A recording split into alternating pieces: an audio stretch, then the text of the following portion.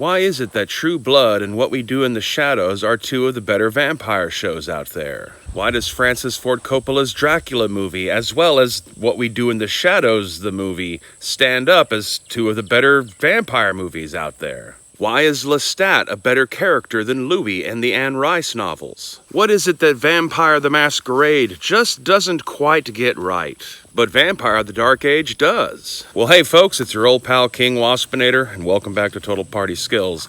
Today we're going to talk a little bit about vampires, and the three things that any good vampire story or work of vampire fiction needs in order for it to be able to stand up amongst the best. There are three things that all good vampire characters seem to have in common. First of all, vampires are highly self-indulgent creatures. They gorge themselves on pleasure, whether it be the pleasure of eating, the pleasure of hunting, pleasure of tormenting people, the pleasure of collecting power, or, various physical types of pleasures. In fact, the entire nature of how vampires sustain themselves creates a sexual undertone that is unavoidable and is best embraced. Secondly, and as a byproduct of their self-indulgence, vampires have to be utterly callous and indifferent to the suffering of normal people. They are as considerate of human needs as we are when we worry about whether or not we should step on an ant that we can't even see as we're walking through a field. And two, many works of modern-day vampire fiction involve vampires becoming fixated on loving a mortal person that they wouldn't want to turn into a vampire.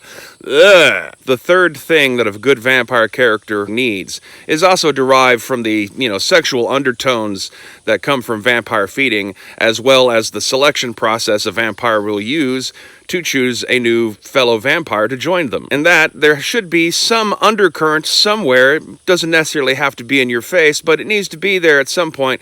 But there should be a soft undercurrent of homoeroticism, of either the male or the female version. And if you noticed, all the various vampire characters and movies and television shows I mentioned at the beginning all have those various elements involved in them. And yet, though, we live in a world where people like Twilight. Now, what I mean by Vampire the Masquerade not quite getting that right is that vampires in Vampire the Masquerade, especially, from the Camarilla, have that kind of Louis quality to them, since they're so hung up on trying to preserve their humanity. That and the fact that Cainite society in Vampire the Masquerade, and that the setting itself has placed itself amidst some sort of apocalyptic Christian fantasy world, tends to make those games and characters much more self-serious and less self-indulgent as they should be. Whereas in Vampire the Dark Ages, since it's set prior to the Camarilla and Gehenna is way off on the horizon, you can get closer to the more inward-focused vampires who just are out to, diddle themselves for eternity, basically, kind of vampires. And so all those elements were taken into consideration when I designed and put together Girls Gone Vampire. Now, Girls Gone Vampire is just the title, and the vampire societies in the main core setting book do tend to be a bit more matriarchal than patriarchal in their overall makeup, but Girls Gone Vampire is not a one-gender type of game. It's not like Lady Spy Detective or Cowgirls vs. Zombies or Amazon Time Barbarians, where the player characters are supposed to implicitly be female. Girls Gone Vampire allows for both. And as I've been expanding the setting more with additional source materials, it's getting pretty dark.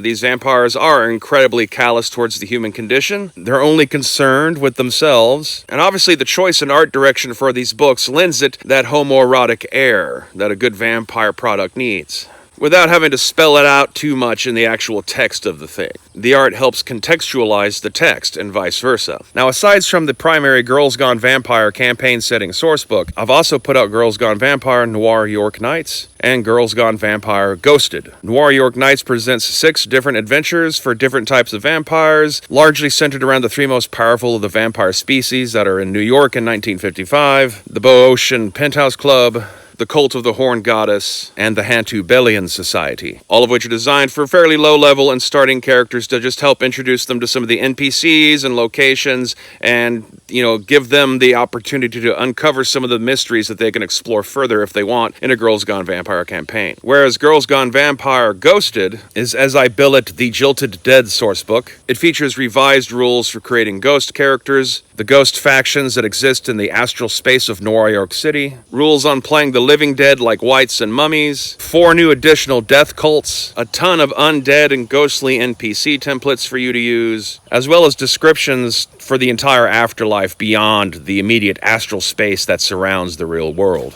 where most ghosts dwell, and where spirits such as vampires actually originate. Vampires in my setting are undead, not living dead or animated. They were alive when they became a vampire, and it's having their soul replaced by a non-human spirit that causes their body to change. Their chemistry will alter. They will no longer be sustained by, solid foods. They still do need to feed on blood in order to be able to stay in their physical bodies.